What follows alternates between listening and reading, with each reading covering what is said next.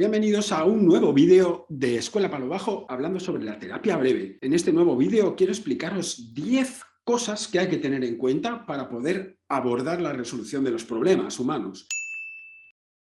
Dentro de la terapia breve ya sabéis que es una escuela terapéutica que lo que hace hincapié es en cómo las personas perpetuamos los problemas en lugar de intentar investigar cuál es el origen de estos problemas. Así que voy a explicarte 10 cosas que son muy importantes a tener en cuenta cuando las personas queremos resolver un problema.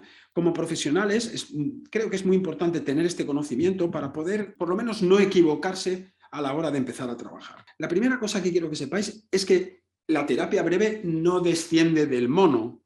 Es decir, venimos de una tradición filosófica muy antigua. Dentro de los últimos 50 años hay un modelo filosófico que se llama constructivismo radical y nosotros pertenecemos a esta escuela radical del constructivismo.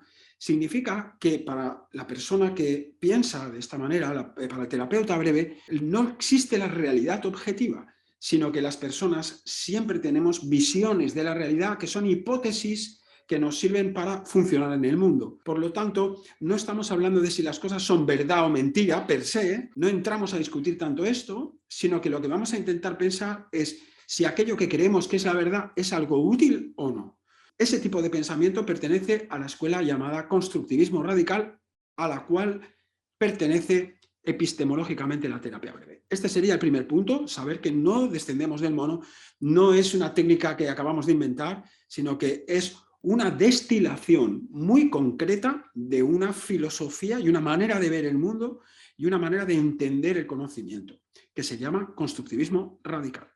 El segundo punto, que si quieres es resultado de este pensamiento radical, de este pensamiento de constructivista radical, en el cual los seres humanos construimos una hipótesis de la realidad, de ahí el nombre de constructivismo, es que todo terapeuta breve funciona con hipótesis, pero nosotros nunca nos casamos con una hipótesis. Es decir, la hipótesis es una manera en la cual yo voy a pensar en cómo este problema está funcionando y voy a empezar a trabajar en la resolución de este problema en función a la hipótesis de trabajo que yo tengo. Si esta hipótesis no es eficiente y mi paciente o mi cliente o la persona que me consulta no mejora, lo que haré probablemente es cambiar de hipótesis, precisamente porque no estoy pensando que mi hipótesis es la verdad. Así como hay otros psicólogos o otro tipo de escuelas psicológicas donde piensan que esto que te pasa es por resultado de tal cosa, porque tu padre tal cosa, o porque tu madre tal cosa, o porque te aconteció tal circunstancia en tu infancia, y entonces eso es inamovible, es como una verdad.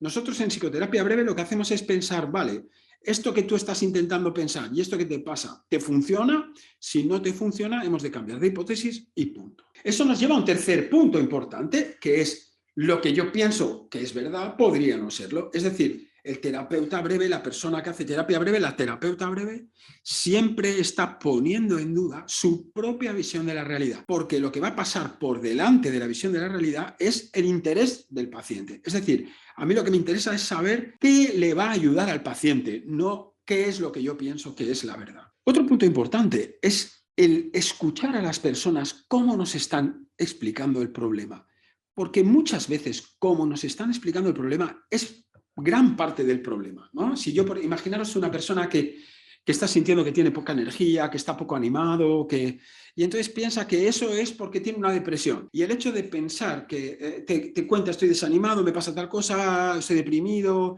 pienso que ya tuve una vez una depresión, estoy recayendo. Si me lo explican de esa manera, probablemente el miedo a caer de nuevo en una depresión está generando más intensidad en aquel sufrimiento que está sintiendo la persona.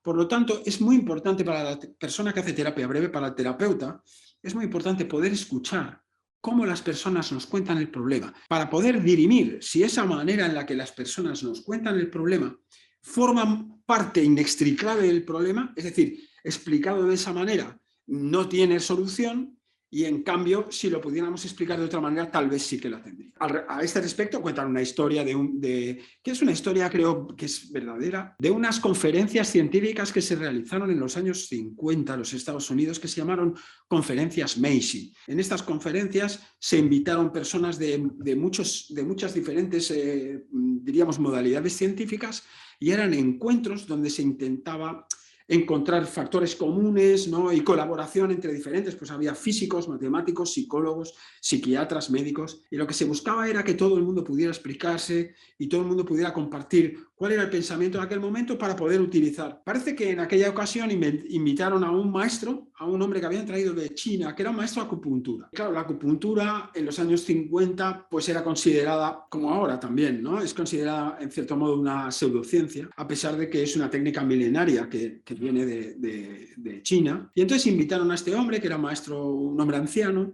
y imaginaos que toda la gente del público eran científicos, ¿no? Científicos de la época. En un momento dado, cuando el hombre explicaba cómo funcionaban los meridianos energéticos, bueno, claro, para los occidentales era la primera vez que se escuchaban esas cosas y estaban muy escépticos. En una de las preguntas, uno de los psiquiatras se levantó y le dijo al hombre, pero usted puede tratar la depresión con acupuntura. Y entonces este hombre, un maestro chino anciano, dijo, sí, dice, ¿y cómo lo hace? Y el hombre dijo, pues yo les piso muy fuerte y entonces les curo el enfado, que es mucho más fácil de curar que la depresión. Obviamente, esta frase que a mí esta manera de responder me hace gracia, no es cierta, ¿eh? No se puede arreglar una depresión, ni mucho menos pisándole a la gente, pero sí uno puede reestructurar, es decir, uno puede darle un reetiquetado. Y si en lugar de hablar de depresión estamos hablando de estar triste o de estar poco animado, de tener poca energía, ¿sí? O de estar enfadado con la vida,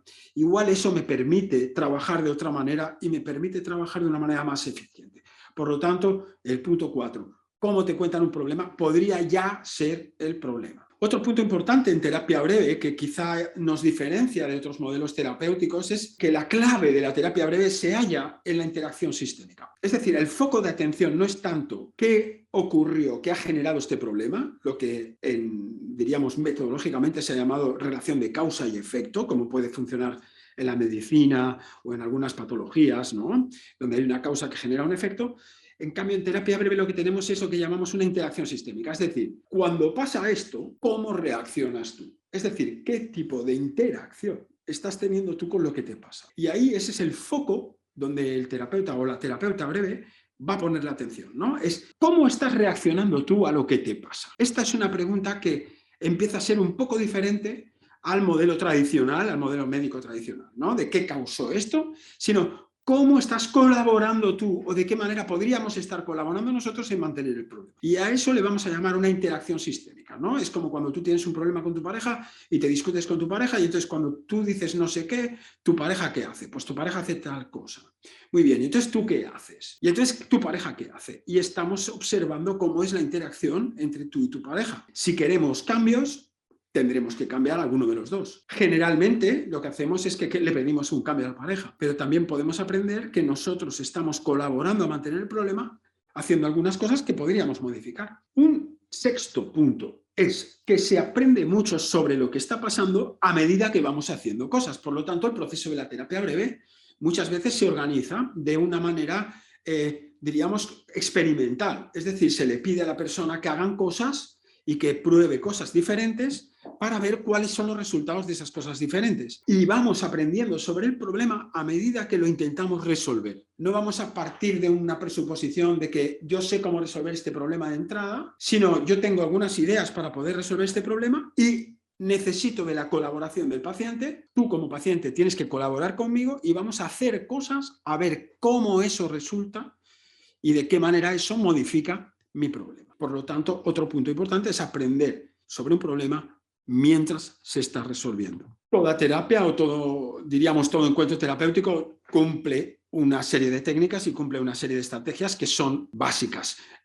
Por ejemplo, si yo soy un fisioterapeuta, pues para recuperar cierta musculatura, pues tengo que hacer ciertos ejercicios. Por lo tanto, si soy médico, voy a hacer un tipo de tratamiento para un tipo de cosas. Si soy psicólogo, obviamente, o psicoterapeuta, tengo unas habilidades para manejar algunas de las dificultades psicológicas e emocionales humanas. Pero esos protocolos a veces sirven para saltárselos, porque cada persona no deja de ser única en sí misma, única en su relación familiar, única en su manera de funcionar en el mundo. Hay veces que hemos de ser capaces de saltarnos el protocolo. De hecho, muchas personas que aprenden psicoterapia siguiendo protocolos, les suele pasar que les cuesta mucho que los pacientes se ajusten a los protocolos. Evidentemente, para ajustar a un paciente a un protocolo, le estás dando más importancia al protocolo que al paciente, ¿no? Lo importante sería conocer el protocolo para podértelo saltar y adecuarlo al paciente. Esa es diríamos, la tarea creativa del terapeuta, que lo que va a buscar es justo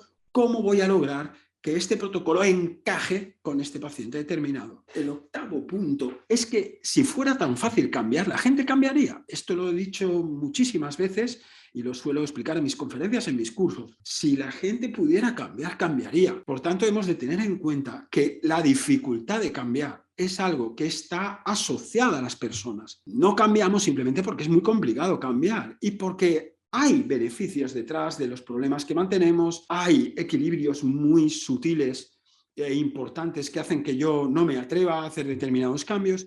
Por lo tanto, el proceso de la terapia breve es un proceso de acompañar a la persona justo en este, diríamos, en este impasse en el que yo quiero cambiar y me cuesta, ¿no? A esto tradicionalmente en otras escuelas se le ha llamado resistencia. Nosotros no hablamos de la resistencia, sino que hablamos de los estilos de colaboración de las personas y de cómo el terapeuta tiene que adaptarse a cada estilo colaborativo de sus pacientes. El punto 9 habla del timing, es decir, de cuán importante es hacer las cosas cuando toca y no cuando no toca, ¿no? Todo el mundo que se dedica a la psicoterapia tiene experiencias fallidas de haber pedido a la gente que haga cosas y que esas personas no lo hagan, o que simplemente te digan que no han podido prepararlo, o que no han podido hacerlo, o que se sienten incapaces. Cuando esto ocurre es que realmente nosotras no hemos tenido un buen timing, no hemos sabido colocar nuestra técnica estrella en el momento adecuado. Gran parte del éxito de la psicoterapia está en la preparación al cambio, en la preparación de aquello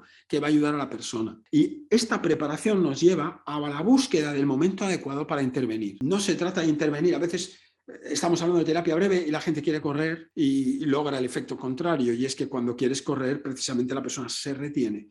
Una de las cosas que hemos de conseguir entonces es aprender sobre el timing, sobre la planificación estratégica, es decir, cuándo toca hacer las cosas. Detrás de esa planificación y detrás de ese momentum adecuado para hacer la cosa, se halla el secreto de un éxito en la intervención. Y el último punto, y quizá sea el más importante de todos, una vez ya tenemos en cuenta los puntos anteriores, es nosotros como personas que nos dedicamos a la psicoterapia no debemos insistir en aquello que claramente se mostró ineficiente. Estoy harto de explicarlo en mis vídeos pero no me voy a cansar de explicarlo. Si una persona, por ejemplo, que tiene ansiedad, está intentando tranquilizarse sin éxito durante años, obviamente tiene la percepción de que su problema es muy grande. Cuando yo lo atiendo a esa persona y soy capaz de preguntarle por todos sus intentos de relajación, de tranquilizarse, y me doy cuenta de que esa persona ha intentado de muchísimas maneras tranquilizarse sin éxito, pretender darle una nueva técnica de tranquilizarse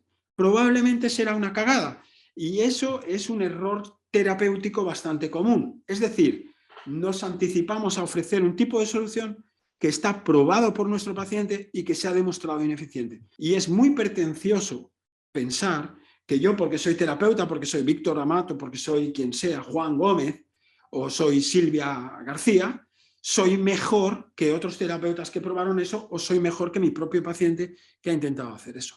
Por lo tanto, la base de la terapia breve y estratégica es no meter la pata en la estrategia y seguir dando soluciones que claramente son disfuncionales, va a ser uno de los errores más comunes de la psicoterapia. Así que, resumiendo, estos 10 puntos son claves a la hora de abordar la resolución de los problemas. Espero que este vídeo os haya gustado, darle al botón de suscribir y os espero en próximos vídeos. Hasta pronto.